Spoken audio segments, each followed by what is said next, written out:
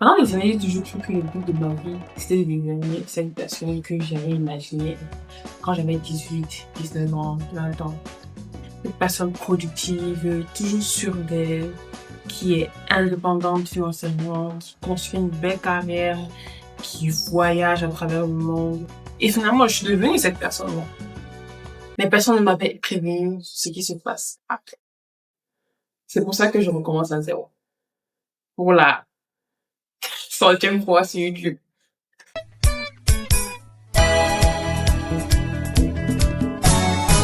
Ça tourne. Ouais, ça date, hein.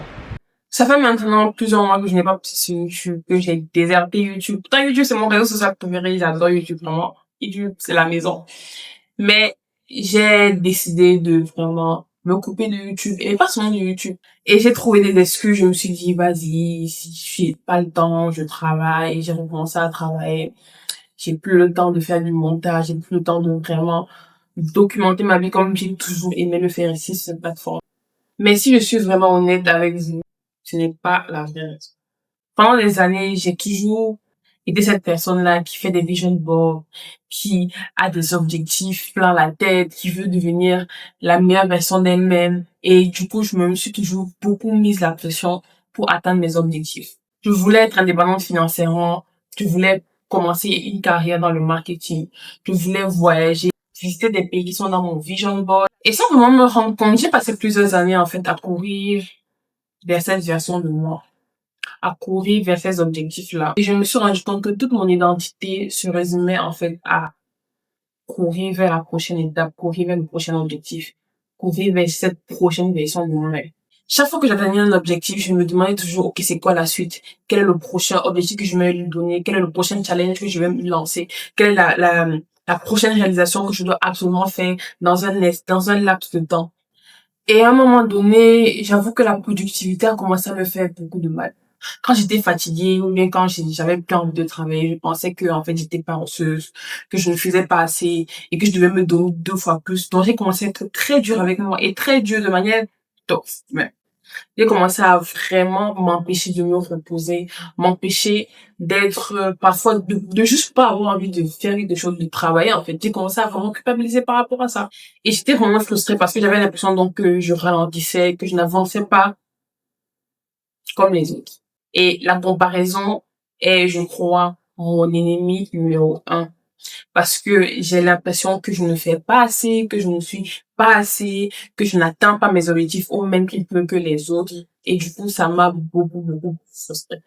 Alors, j'ai décidé de faire quelque chose d'inhabituel, quelque chose que je ne fais jamais. J'ai décidé de ne rien faire. J'ai commencé l'année sans vision board. J'ai commencé l'année sans objectif. Mon seul mot d'ordre, c'était vivre. Teach me, baby, on my phone and say you need me, baby. I'm so great, you gotta teach me, baby. Come and go with your BC, baby. Come play my beat. J'ai voyagé, je suis sortie, j'ai fêté, j'ai kiffé ma vie, j'ai beaucoup dormi. Alors là, beaucoup dormi. J'ai passé moins de temps au sport, moins de temps à la salle de gym, j'ai mangé.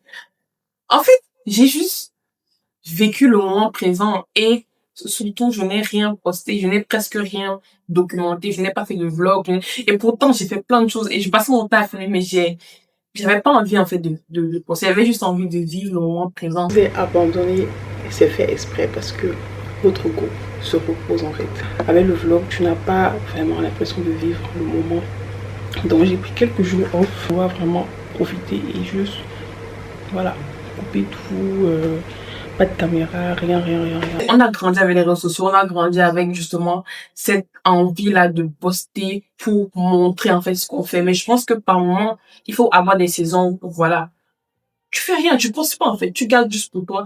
Ne dis pas qu'il faut pas poster, parce que c'est quelque chose, c'est pour ça que je reviens d'ailleurs sur YouTube, parce que au final, moi j'aime ça, j'aime partager, j'aime garder des souvenirs de ce que je fais, j'aime documenter ce que je fais, parce que pour moi c'est des beaux souvenirs.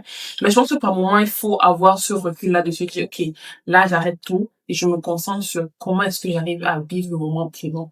Et c'est là en fait que j'ai compris, il y a une différence entre être ambitieuse et être constant et insatisfaite de là où je suis.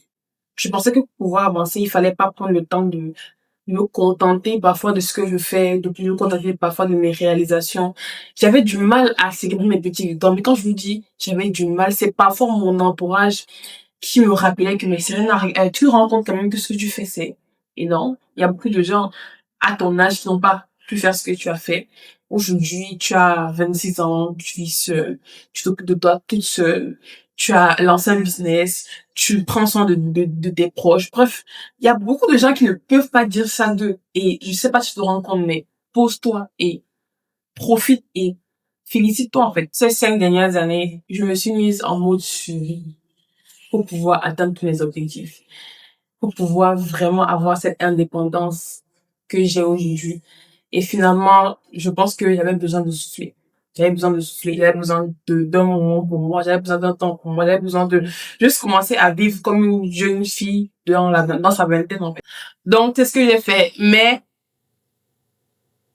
c'est pour ça aussi que je reviens, parce que je me suis rendu compte que, au final, c'est vrai que je me suis amusée, je me suis reposée, j'ai vécu. Mais au fond de moi, je sais que j'adore faire des vidéos, j'adore faire des vlogs, j'adore être sur YouTube, j'adore faire du contenu, j'adore faire du montage, c'est ce que j'aime, c'est ce que je veux continuer à faire, et c'est pour ça que je reviens donc sur YouTube, comme une petite fleur. Donc, je reviens avec un nouveau challenge sur YouTube, un vlog par semaine jusqu'à ce que j'atteigne mes 10 000 abonnés. Je ne sais pas combien de temps ça va prendre. Ça peut prendre 1 an, ça peut prendre 6 mois, ça peut prendre 3 mois. Bref, je reviens sur YouTube, je vlog une fois par semaine et vous allez voir avec moi aussi ce que j'essaie de construire avec mon business et Studio.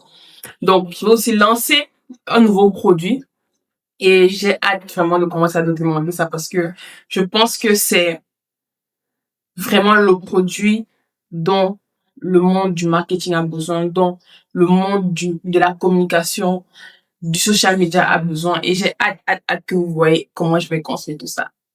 Bienvenue aux nouveaux. Si vous êtes nouveau ici, bienvenue. Prenez place. Franchement, ici, là, c'est Good Vibes. On apprend ensemble, on se développe, on grandit. Donc, voilà. Et aussi, je suis aussi là pour vous partager mon quotidien en tant qu'une jeune femme dans la vingtaine qui vit à Dakar, qui essaie de s'en sortir dans la vie, qui essaie de réussir dans la vie et qui essaie juste d'être heureuse, tout simplement.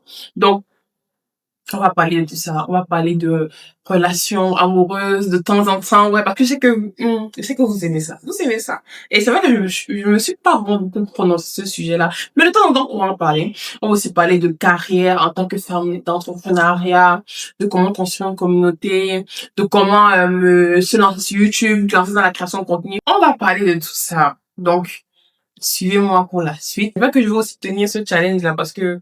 Mais non. Là, je suis sûre. Là, je vais tenir le challenge. Pas de mauvaises vibes. Je tiens le challenge. Bisous.